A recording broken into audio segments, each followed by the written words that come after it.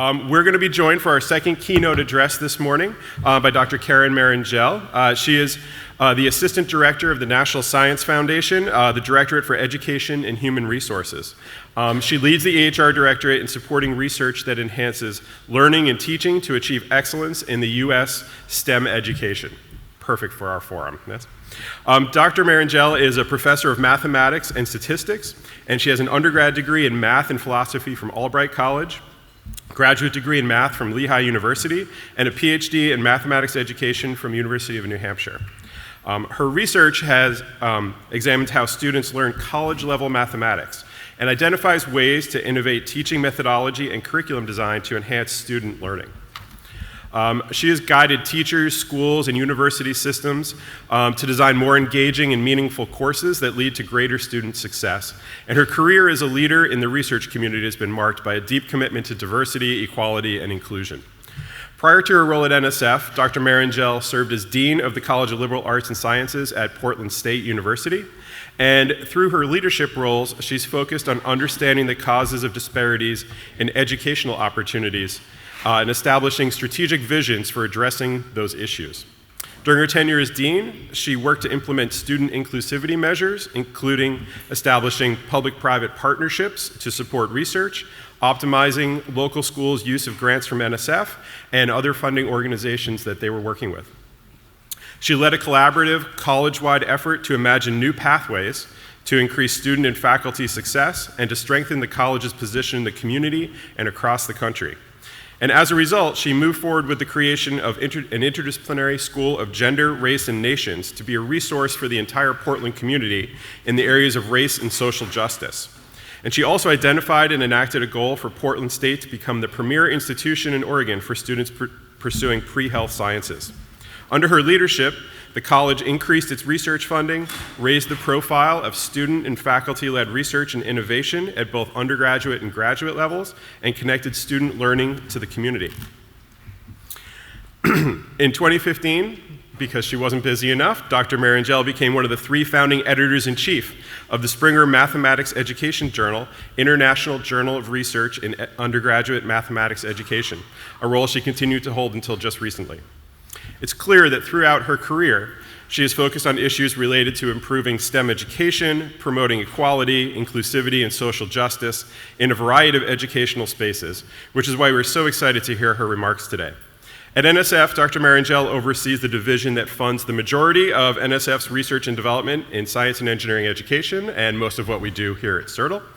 And the goals of EHR include preparing the next generation of US STEM professionals, developing a robust research community to support excellence in STEM education, and broadening STEM participation to close the achievement gaps.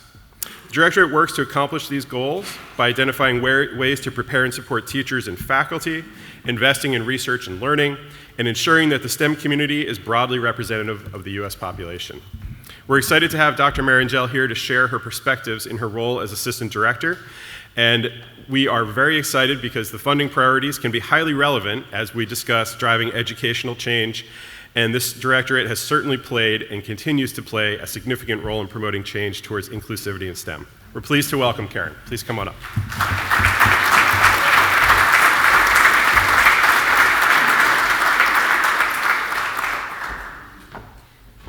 Well, good morning, everyone. I cannot tell you how much of a privilege it is for me to be here with you today to talk about this work that is so dear to the work that I have done in my career and continue to do. And I understand that last night Freeman made a plea that NSF continue to fund the CERTL Forum, so I'll have to take those words back to my program officers. I'm really excited to talk with you today about this topic, and I want to just share with you a story of an encounter I had last week with 35 middle and high school students to drive home the point that the work that you're doing is so incredibly important. 35 chief science officers came to NSF last week, and I met with them to talk about STEM leadership. And these are middle and high school students from around the country, around the world actually, who were nominated by their peers to be STEM ambassadors for their schools and their communities. And I met with students from Georgia, Michigan, Arizona, Oregon, Delaware, as well as Kuwait and Mexico. And I asked the students at one point during our discussion, what will STEM education of the future look like? And 3 points came across very loud and clear that you should know are on the minds of our middle and high school students.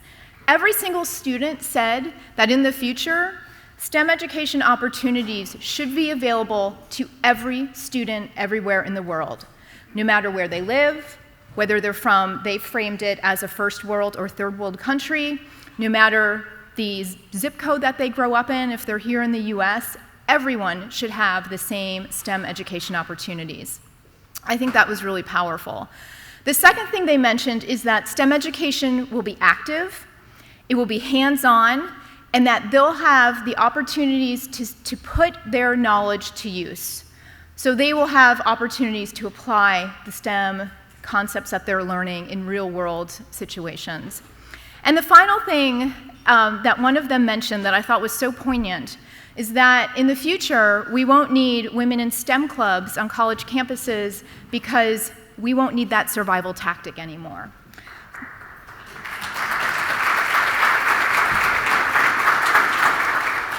These are the words of our future leaders in STEM, so I think that we all need to carefully consider them, and I know that you're doing this, but I thought that was a great reminder. All right, today I want to take up 3 questions with you. The first is, what are the leading advances in undergraduate STEM pedagogy that support inclusion and equity? And I'm not going to be comprehensive, but I'm going to highlight some of the high points for you on this one. The second is, how do we effectively provide professional development to current and future faculty? And this is a topic that I have been spending several years thinking carefully about, really trying to enact. And I'm pleased to see that many others, many of you in this room, are doing the same. And then as we take up these 2 questions, I also want to point out places where I see gaps in our collective knowledge about effective undergraduate pedagogy. To frame what I'm going to talk about, we know that individuals make changes in their classrooms, and especially on our college and university campuses in higher education, we have the luxury, maybe it works against us sometimes, but we do have the luxury of being very free in our classrooms to do the things that we feel like we need to do. And I think that this has sparked an enormous amount of innovation. We also have to remember, though, that the individuals and individual classrooms are framed within larger institutions, and Bob alluded to this. Understanding and knowing the context and the culture of one's climate on your campus is incredibly important to understand how we move beyond the individual classroom to making institutional change. And that is what I see CERTL is trying to do, and you're all working hard at doing this work. We have to stay focused on that work, though, because it's not enough that only individuals are making changes in their classrooms on college campuses. We really need to be interrogating how do we institutionalize those changes that we know affect students positively. So you're going to see some little circles throughout some of my slides. This is pretty imperfect. I was debating whether or not I should include it. Where I've tagged some of the projects that I'm going to highlight as really, from my perspective, mine only, I take full blame for this, focusing on the individual, and some of these that have been focusing more on the institution. And again, I think it's very important for all of us to think about how do we scale up those things that we know are working in individual classrooms to the institutional level. So let's get started with some discussion about effective undergraduate STEM pedagogy. So I think we all know this paper very well. This was a groundbreaking paper when it came out. It still is in 2014, considered a very seminal paper. A meta-analysis of 225 studies of pedagogy in undergraduate STEM classrooms. And what the authors found, Freeman and his colleagues, were that average exam scores improved by 6% in active learning sections. So they were looking at comparisons of active learning versus traditional lecture, and that students in traditional lecture classes were 1.5 times more likely to fail in their classrooms. So just want to remind us all of the findings of this. it's not a perfect study, no study is, but this really sparked a lot of energy for the community who takes up inquiry-based learning, active learning, because this meta-analysis really showed striking results for active learning. A couple of points I want to take away from this paper, and you'll see that I've tagged this individual, because the studies that were cited here were studies that were taking place largely in individual classrooms. They were comparison studies, some set up as quasi-experimental designs, some had reached the level of randomized control trial, not very many. That's not the point. The point is that these were taking place in individual classrooms, so this was not necessarily a whole institution that we were looking at that had changed practice. But a couple of points. Some of the 225 studies that were cited in the paper used an equity lens, and by that I mean that they attended to gender and/or race in the work that they were doing, in the active learning techniques in their classroom. But not enough studies did this, in my opinion. And so what we need to think about is how we intentionally focus on gender, race, age of our students, part-time, full-time status of our students in the studies, in the research that we're conducting. Because when you look through the bibliography, clearly we need more if we really are going to be intentional about paying attention to equity and inclusion. The second point I want to make is that since just about active learning. So I recently just went into the NSF award search page, the public one, and typed in active learning, and we have some 450 current awards at NSF with active learning either in the title or abstract, public abstract. And this crosses all directorates. So it's not just the directorate that I lead, Education and Human Resources, but in the Biology Directorate, in the Computer Science Directorate, in the Math and Physical Sciences Directorate, in all of the directorates, we are funding work where active learning is part of the work that's being done. I think that's really quite phenomenal that we have gotten to a point where there are so many awards at NSF right now where the researchers, the lead PIs, are taking active learning seriously. So I think that's a step in the right direction. The third point I want to make, kind of related to this paper, is that our pedagogical change really needs to move beyond classrooms. So this is now the second time that I've said this, and you'll probably hear me say it again. But it is what I really believe to be true. If we have papers like this, and there are other meta-analyses, we're funding some currently, we continue to do research on active learning and inquiry-based learning, as we're understanding the effects that has on students and the importance that active learning has for equity and inclusion, we have to. It is our responsibility to take this beyond the individual classroom. And so I think that's just, again, something that we all need to think about how we continue to do. So as I talked with my colleagues in preparation for this talk, and we were thinking about, what does it mean to institute pedagogical change for equity and inclusion? I want to just share with you some of the collective wisdom of the program officers and leaders at NSF that we derived from our decades of funding work in this area. One is that forming faculty learning communities is incredibly important, and I imagine that many of you have participated in learning communities and/or are leading them on your campuses, but the only way that we're going to institute institutional change is if we're able to spread that change, and faculty learning communities have really been a powerful way to do that. The second is to seek student input and perspectives. And this means both in your classes, and there are lots of techniques to solicit student feedback, of course, around how things are going in a particular class, but also just about what is the culture and climate on campus. Do students feel included on campus? Do they feel that they have an identity as a STEM major or as a consumer of STEM? So continuing to seek student input and perspectives and to act on that is also a characteristic of some of the work that has really been critical in instituting pedagogical change for equity and inclusion. Recognizing and responding to cultural insensitivity. And I think our campuses are really starting to take on more of this, and I'm going to point to some examples from our advanced program a little later that key in on this. But But if we are truly committed to equity and inclusion, then we have to know how to recognize cultural insensitivity and have the courage to respond to that. And again, we have found in talking with program officers that this has been a key marker of projects that are moving the needle and really pushing things forward in the equity and inclusion landscape. And then finally, this one may seem like a bit of an oddball, but it's not. I will assure you I will tie this back. Treating local community colleges as true partners. So we know from the data that more women, more students of color, more students who are of age ranges, of diversity of age ranges, come to four-year colleges from community colleges.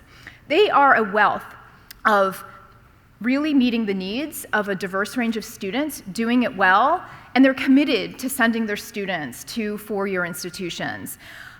We have to figure out and continue to work on ways of treating our community colleges as true partners, not as ones who just receive information from four-year institutions.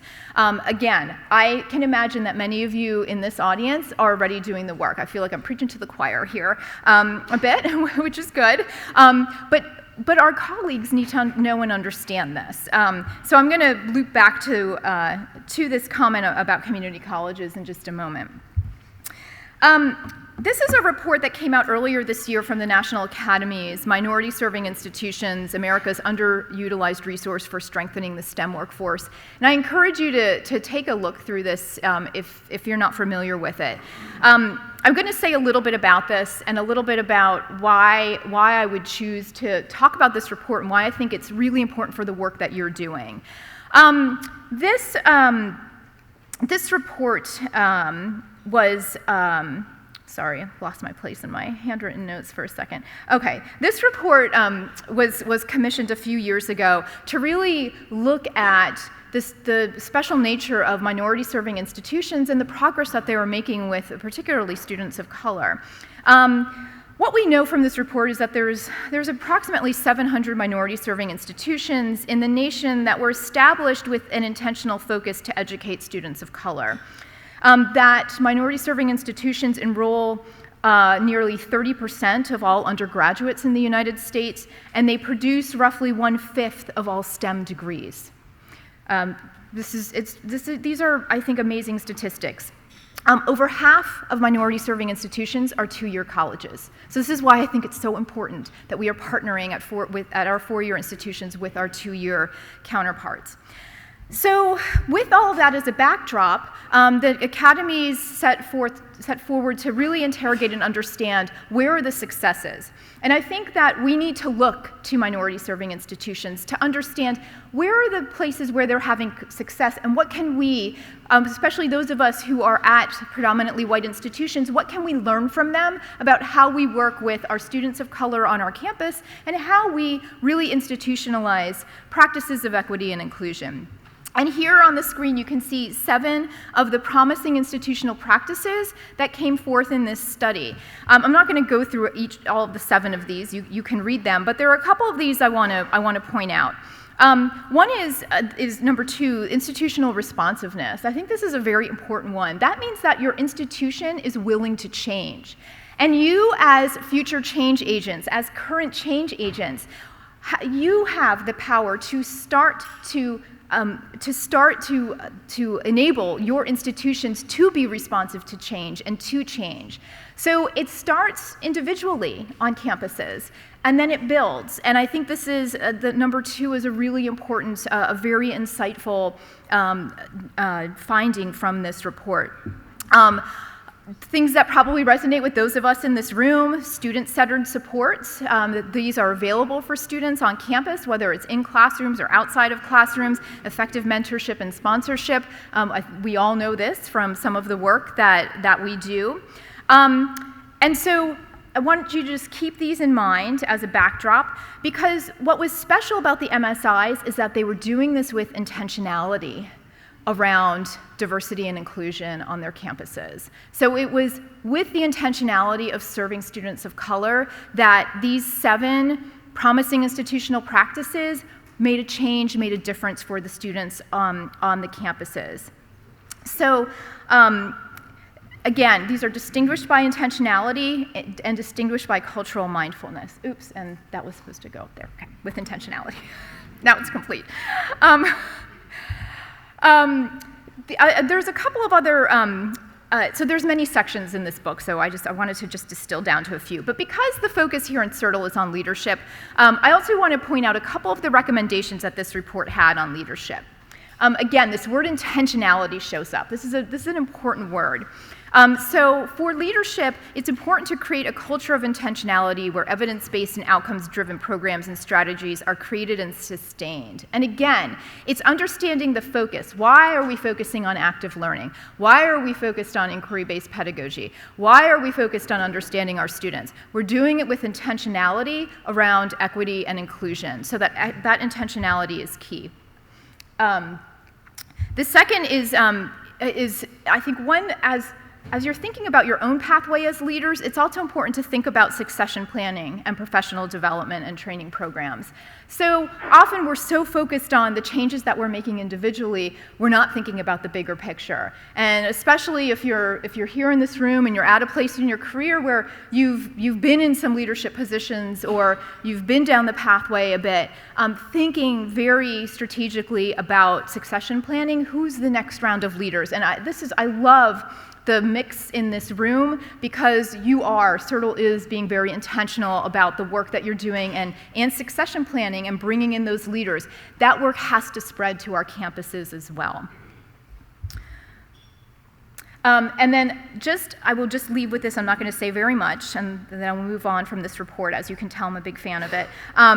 There was also some key findings about institutional responsiveness in this report. And again, as we think back about the campuses that we come from and that we're working on, thinking about some of the key findings around institutional responsiveness and where MSIs have been so successful with their students. Being nimble. I know higher education gets a bad rap of not being very nimble, but we can be, and I've seen many campuses be nimble, be open to change. So we have to keep, again, that flavor of change agency in mind.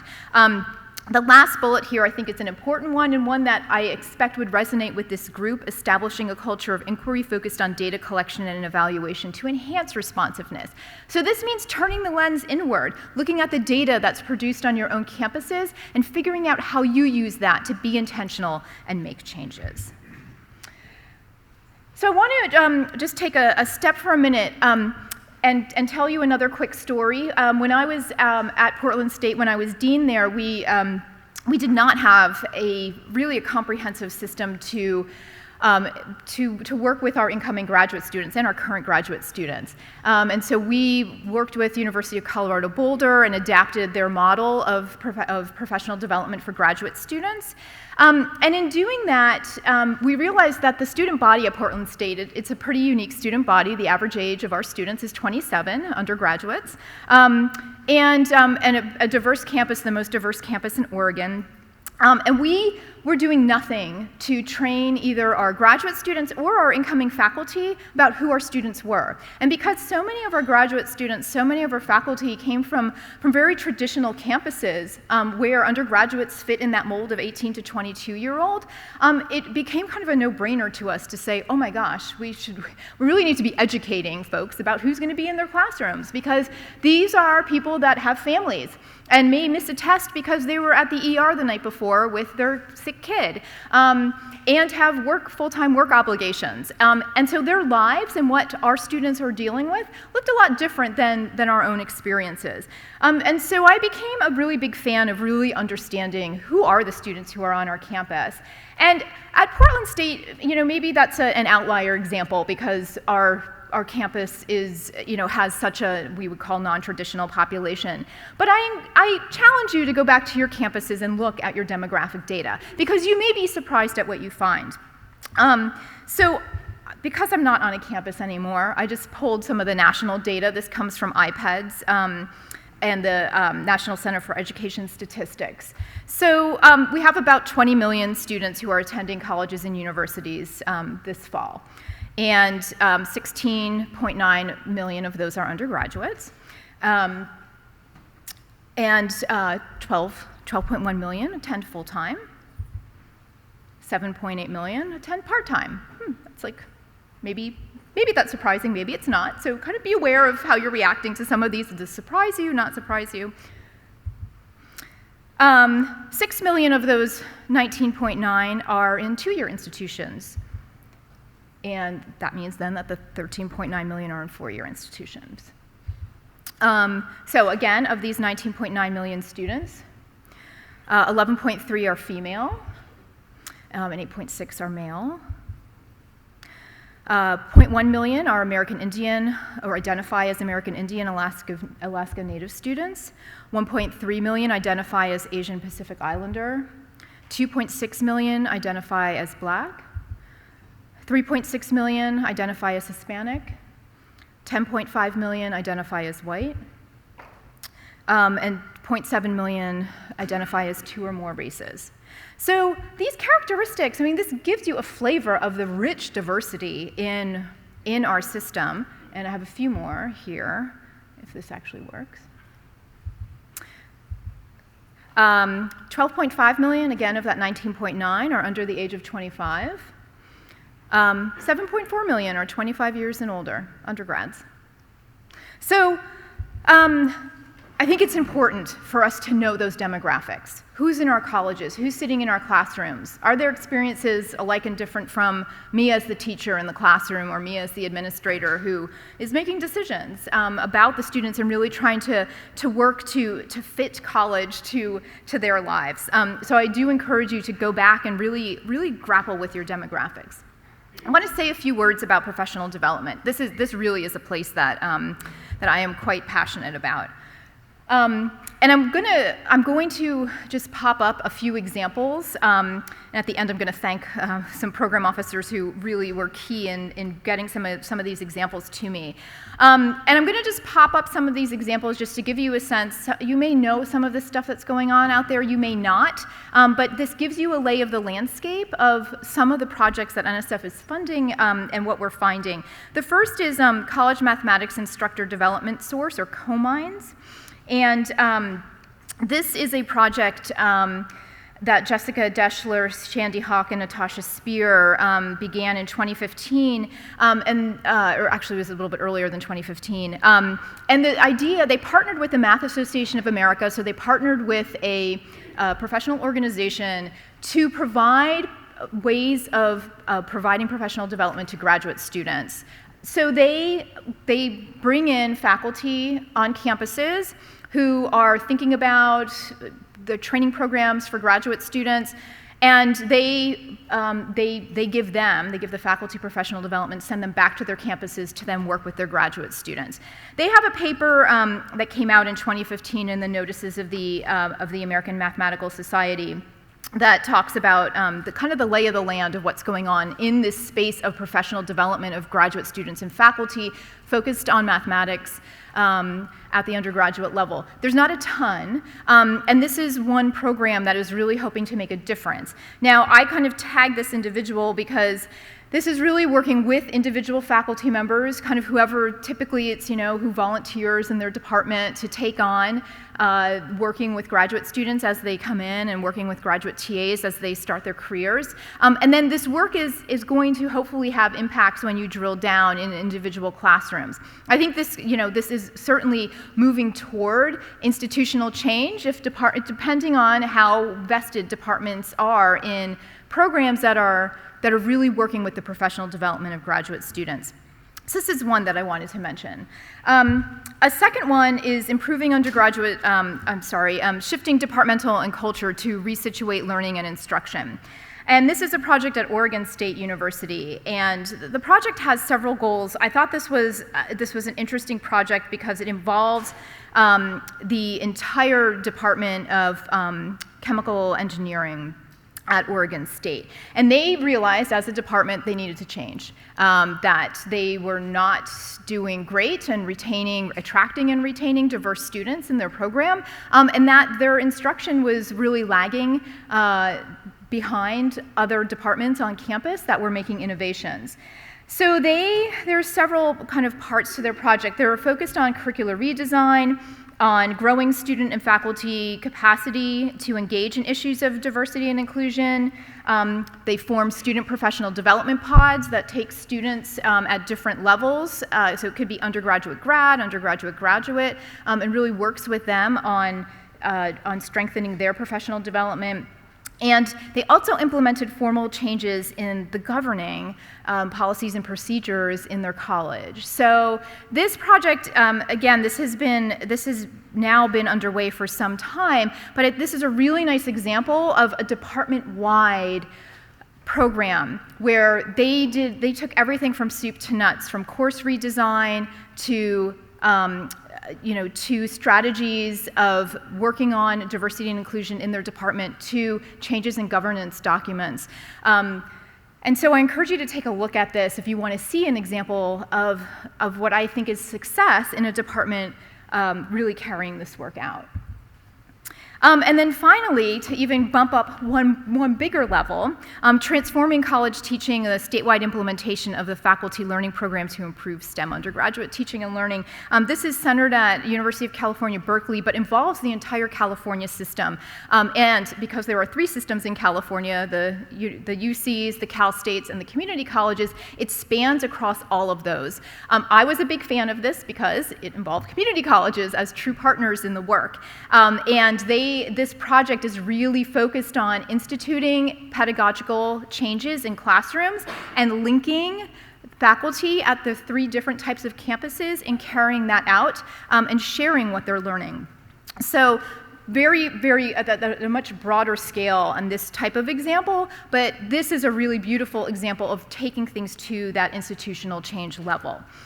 Again, all of these involve individuals making changes in their classrooms and things happening at a broader institutional scale, but this one in particular really had that breadth that we don't as frequently find. The last thing I want to leave with in professional development is that there's a lot that we know from K-12 and our colleagues who work at the elementary, middle, and high school levels. And part of my own work was working a lot with K-12 math teacher professional development. I learned so much from my colleagues there, had really great opportunities to understand the effectiveness of both teacher change and school change and leader change in professional development. And I think that there's so much literature there and so much rich knowledge that we need to pay attention to. And so I just wanted to highlight, these are kind of now old lessons, but some of the lessons learned from K-12 that we my K-12 colleagues just take these as given. Now, we would probably need to adapt some of these for the higher ed setting, but I think we could do that. So it would be wonderful when I envision future STEM education, I'm thinking of campuses that enact some of these practices as normal day-to-day. So the first one is that professional development should be intensive, ongoing, and connected to practice. So this means that it's not enough just to drop in and do a professional development session with a grad student or a faculty member, but that it really needs to be ongoing, and it needs to be specifically focused on what someone is teaching in their classroom. And that may mean pulling in colleagues to do observations, especially if we want an equity lens, pulling in colleagues to do observations to then feed back to us and tell us, like, what did you notice? What am I thinking? To also have the room to test out new approaches in your classroom and get feedback on those, not doing it in a bubble. The second one is that the professional development should focus on student learning and address the teaching of specific content. So this means, how do we elicit what students are thinking? How do we get students to pay attention to what each other is thinking? And then how do we carry out our lessons based on that student thinking? And that has to be steeped in content. It just has to be. The third is that professional development should align with school improvement priorities and goals. Well, we're all situated in college campuses. We know that there's always changes happening and new initiatives and initiative fatigue sometimes. But the work that we do in our professional development should be aligned with those goals and should help drive and shape those goals, and it has the power to do that. And then finally, professional development should build strong working relationships among teachers. Wouldn't this be nice if in our departments we actually had faculty meetings where we talked about instruction, where we talked about pedagogy, where we talked about what works and what doesn't, and we talked about our achievement gaps? That is what STEM education of the future can and should look like. So I encourage you to think about this literature. I'd be happy to point anyone to it, and talk to your K-12 colleagues in your communities, because they have a wealth of information about the things in professional development that are really effective. Okay, I think I'm still doing okay on time. All right, great. I did not practice my talk, the timing of my talk ahead of time. I'm like sharing that with you. So I'm just a little nervous, making sure that I'm getting through everything. So two final things I want to talk to you about. So one, when I was talking with my colleague Jessie Diarro, who has led the advanced program at NSF for some time, I realized that she is just a font of information about institutional change, and because I wanted to push you all to move beyond the classroom to institutional change, I went to her to talk about the advanced program at NSF. If you're not familiar with this, this is about a program that's about 20 years old that has focused on recruiting and retaining female faculty in the STEM disciplines. And we have just really seen some very nice findings out of the advanced program, some very nice new practices that have taken hold on college campuses. And so I'm going to apologize ahead of time because these slides have a lot of words on them. I literally took them from Jessie, or she gave them to me, but I didn't really do a lot to futz with them. What is important in what I want to point out to you here? So when Jessie's out talking about the advanced program, she talks about the strategies, and you'll probably see these coming through in the advanced solicitation, that really promote change on campuses. So in this case, because advance is focused on female faculty, making campuses more inclusive for STEM female faculty. And I think these are really important because I want you to think about this example of advance as an example in a particular domain that you could take and reshape and think about undergraduate STEM pedagogy, and think about what would be the analogs. So there are 4 strategies in particular that the projects, they now know, they have learned that projects must include. One is like enhancing institutional structures. So these are things about policies, procedures. I had alluded to that earlier in the example from Oregon State.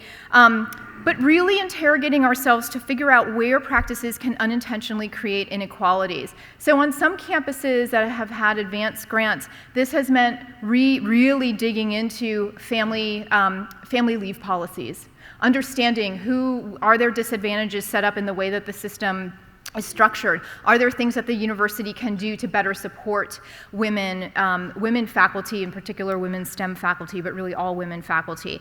And I have to say that this work has spread to really enhance all women on university campuses, not just female STEM faculty. The second is WorkLife Support. So again, thinking about policies and programs and how they're used effectively for all faculty, again with a focus on are some faculty being disadvantaged. How do we successfully recruit and retain and promote faculty? So I think we have seen this cycle where we can be pretty good at getting diverse faculty to our campuses and then not so good at retaining diverse faculty on our campuses. So really interrogating why that is the case. Making sure that there's equitable career support.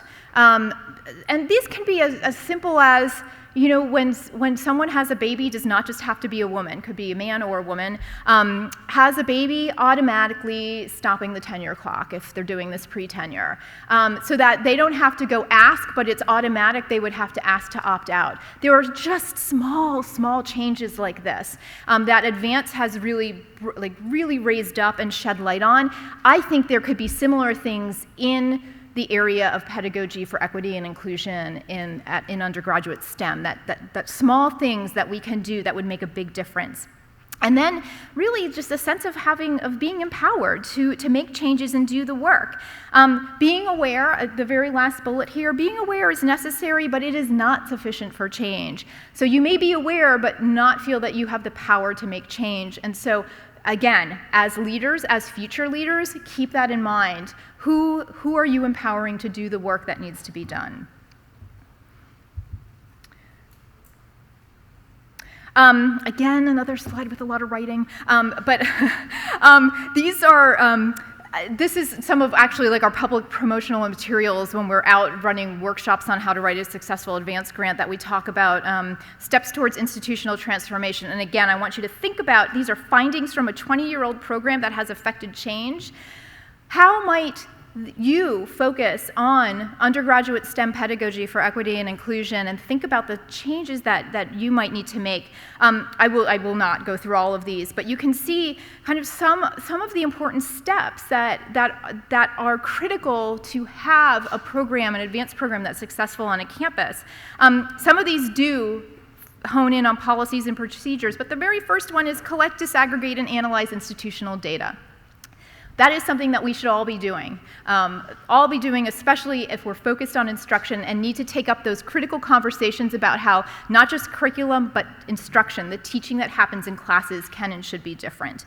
I also love the fourth one, report out to the academic community, and this is why a forum like this is so important. Hold yourselves accountable, not only to yourself or your colleagues in your department, but the entire academic community. You need to get the word out about what's working and what's not working and be accountable to that.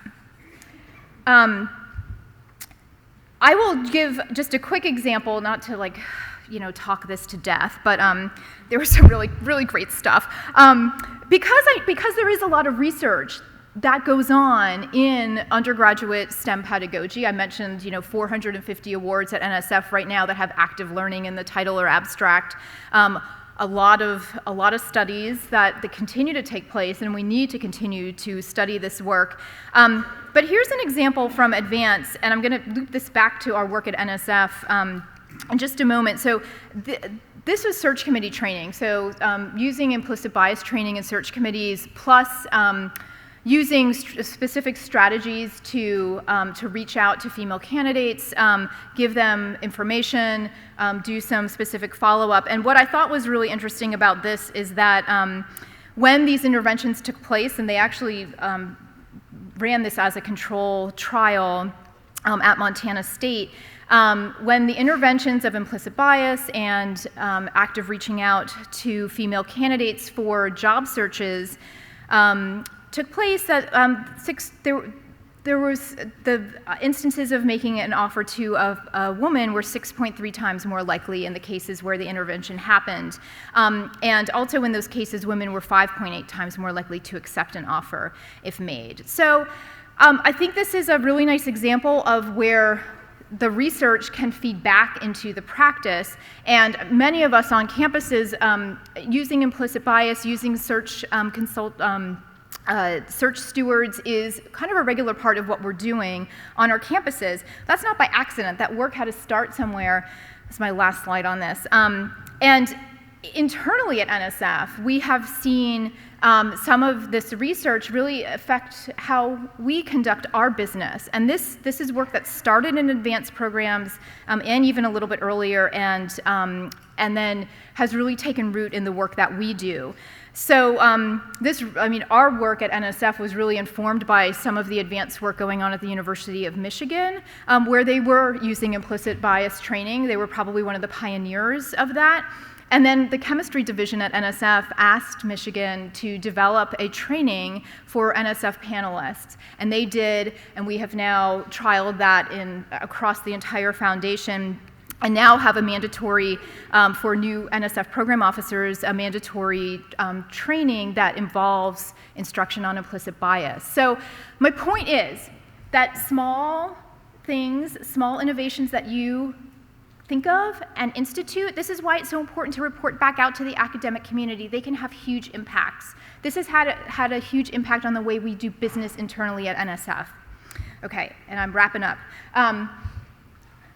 The last thing I want to say is NSF Includes, which I think CERTL is part of. Yes, CERTL is part of NSF Includes. Just making sure. There's a lot of stuff that I have to keep track of. Thank you for your kindness. So NSF Includes is our recent we're so excited. This program has a lot of energy behind it. We have design and development launch pilots that were started 3 years ago, and alliances. We just got done funding our second round of alliances. Many of these projects are focused on institutes of higher education, thinking about diversity and equity and how we can make lasting change in institutes of higher ed. And I just wanted to point out the Coordination Hub, because if you need resources or you want to share something more broadly, in addition to the CERTL Forum, which is awesome, the NSF Includes Coordination Hub, you can become part of this national network whose work is squarely focused on this. So I'm going to end by first thanking all of you for listening to me for the last bit of time, and I hope that what I've offered gives you some food for thought and some new ideas to grapple with. I also need to thank my incredible colleagues at NSF who helped me put all of this together. And, sorry, I'm coordinating these two. In particular, Terry Joyner, Karen Keene, Talitha Washington, Jessie Diarro, Andrea Nixon, and Robin Wright, and some of you may interact with some of them. I also encourage you, because this is a forum that is seeding leaders and new leaders, consider coming to NSF. If you want to make change at a broader level, if you want to impact policy and practice at a bigger level, NSF is an incredible place to do it. I am now on my second rotation at NSF, and it is one of the best experiences of my professional career. So please think about it, consider it, talk to program officers, talk to me. It's an incredible place to make a difference. Thank you.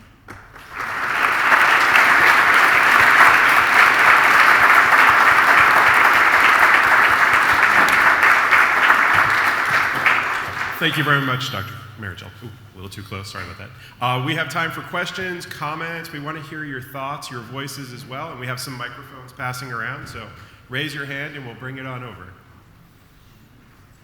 Who wants to go first?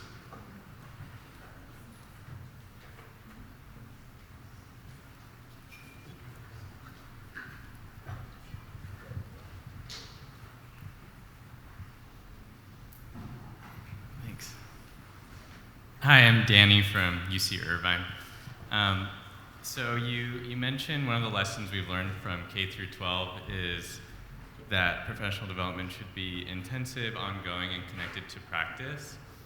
And I think a lot of us try to do these ongoing programs, and it's clear that they have a lot more value than the one-off workshop. But I'm wondering, have we learned that lesson so strongly that do you think that there is still value to a one-off sort of workshop, or is that effort nearly useless compared to the longer trainings? Thanks, Danny. It's a great question. So, something is better than nothing. I think we can agree to that. I would say that one-off workshops have probably not been studied as intensively as longer-term, ongoing professional development programs. Do folks get things from them? Yes. Certainly they can spark new ideas. This is much harder to research, much harder to study. I think where the recommendation about long-term and ongoing and focused comes from is that you need, so you may get a great idea, but then have nothing to be able to do with it. So there's no follow-up, and so that is why that follow-up is so necessary. So it's not that one-off workshops, that should not be the norm of how we approach professional development. Sometimes it's necessary to do that. Sometimes it's necessary to get out new ideas in that kind of forum. But if we want to make change, it has to be that sustained type of work that happens. It's a great question.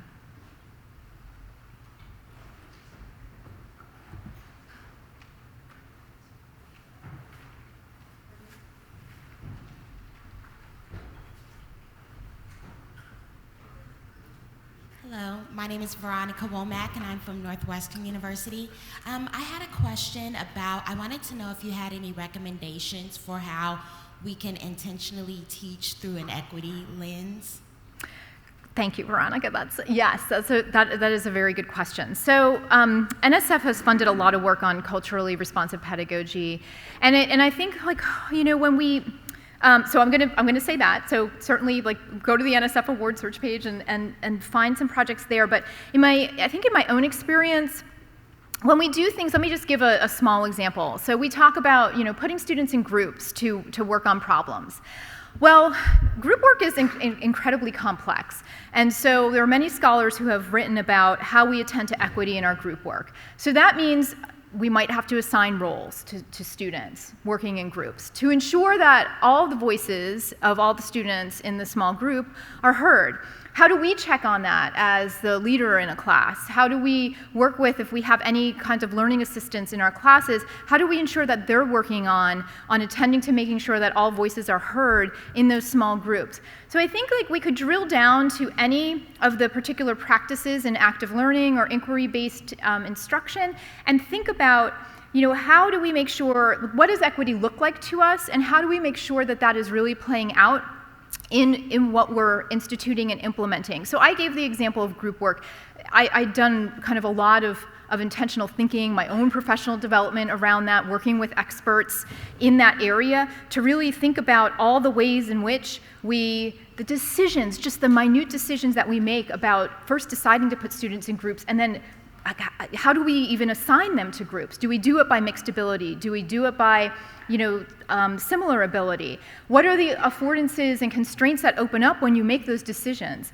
So I use group work as an example, and I think that for any of the active learning techniques that we enact in our classrooms, you could do the same thing. So when you have an equity lens, you are paying attention to who's speaking, who has opportunity, and how are you getting feedback about the decisions that you made? Are you able to observe that as you're teaching the class, or do you need to invite a colleague in to say, hey, you know what, can you please make sure that all the women in the class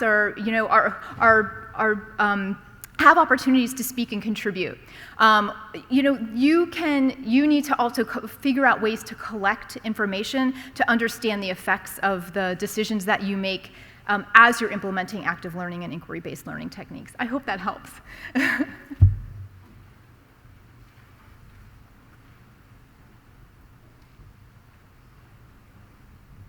I'm Sarah Ades from Penn State University.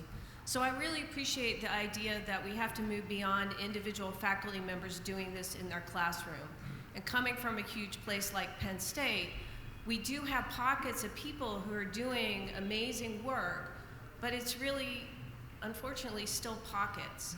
And in thinking about how to institutionalize this, how do you reach out and try to get those people who you might consider would never do this to do it? Or do you wait until they retire? I'm just trying to... There are a few people who I think you have to do that for. Yes. But just ideas of how, you don't want to do a top-down, you have to do this. Yeah. So it's a thorny problem to think about. It is, thank you for that question. It is a very thorny problem. And I think even in the K-12 setting, the literature there shows that, you're not going to get everybody on board. You may focus on a group of teachers who don't want to change their practice, and it won't change their practice. I think kind of going, and again, I go back to K-12 because there is a rich literature base there. Having leadership on board is important. So, and I agree with you, it can't be top down. So it has to come from both directions. But what I think we found through the intense focus on school teacher change, instructional change, school change at the K-12 level is that leadership has to be involved. They have to be supportive. They have to set up structures that validate the changes that are going to happen. They also have to be part of the professional development. Just like a very, very quick story, when I was leading a math science partnership project in Oregon, and we were looking to affect large-scale teacher change at the K through 12 levels, we mandated that principals come to our, we had a 3-week-long professional development, residential camp. I don't know how anybody ever agreed to do this, but we did. But we had the principals come for a week. We made it mandatory that they come for a week out of their summer, stay in the dorms with us, with the teachers, and learn about math professional development, and they did. So it can be done. It can be done on college campuses. It can be done, if we could do it with K-12 principals, we can do it on college campuses. So it's not a magic bullet, but I would say, yeah, you're not going to get everybody to change. You just aren't. I mean, we know that. But if you can get a critical mass to change, the students will start demanding it. And why I relayed that story of the students to start is a good motivation for you to keep up the work that you're doing, because students, they don't want to sit and listen. They want to have active learning. They want to have hands-on learning. That's what they're telling us. So students will start to demand it, and they want to see consistency across their classes. That's what's going to really leverage the change. So I would say focus on the willing, focus on getting your leaders on board, and yeah, you're gonna have some who aren't gonna change, and that we need to focus our energy in the places where we can make change.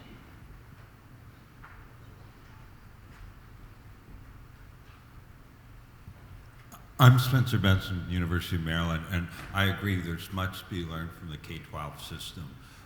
But many of us know in many K-12 systems, professional development is not optional, it's mandatory. Is this something for an institutional structural change that should be considered within the next level? Right, so I talked about policy changes, right? Well, we are all in institutions where we have shared governance. You all have voices in this. So we have voices in this together. So policy changes. I mean, why couldn't we make a policy change on our campuses in that area? We have the power to do that. Okay, one more question. We have time for one more question, sorry.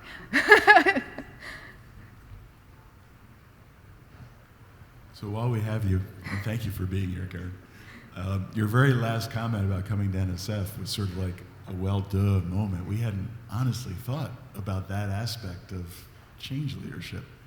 So my question for you, especially for many in the audience, what stage of your career, sort of when you come to NSF? Yeah. And in a sense, if you do ultimately want to do that, how do you prepare yourself for that? Great question, so thank you. And I just find it really important to talk about NSF. So I'll tell you my personal experience, and then I'll tell you just some things that I've observed. I was going through the process of getting tenure. I was back at NSF for a PI meeting. I was talking to a friend and colleague, Ron Zur, who was a program officer there, and I said, I've always, thought about NSF, coming as a rotator, and he was like, send me your CV. The process usually takes a while. It usually does. And kind of before, I'd gotten word about, I was making my way through the tenure, I was kind of, all my recommendations were going through, and I went out and interviewed, and they offered me a program officer position, a rotator position. So I think I accepted that before I even got the official sign-off from the president that I was getting tenure. So I basically went, the year after I got tenure, which I don't know, maybe that's young, but maybe it's not. We always say it's never the best time to go to NSF. You have projects going on. You're running grants. I was running grants. I was in year 3 or 4 of a large MSP. We had just gotten additional money from our state to enhance that, and I was in the year 1 of another huge interagency grant. So it wasn't great timing, but I was like, this is wonderful. What can you do to prepare? Be open to learning. I mean, being at NSF is, just be knowledgeable about the things that you're knowledgeable about, be confident in them, and be open to learning. I learned all about cognitive neuroscience when I was a program officer. I showed up, I had done all this work in undergraduate pedagogy, undergraduate learning, teacher professional development, and they said, how about the cognitive math neuroscience portfolio? Okay.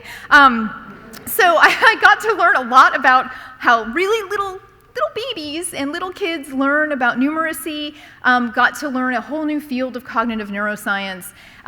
Just being open to learning and asking questions is one of the best things one of the best characteristics you can bring to NSF.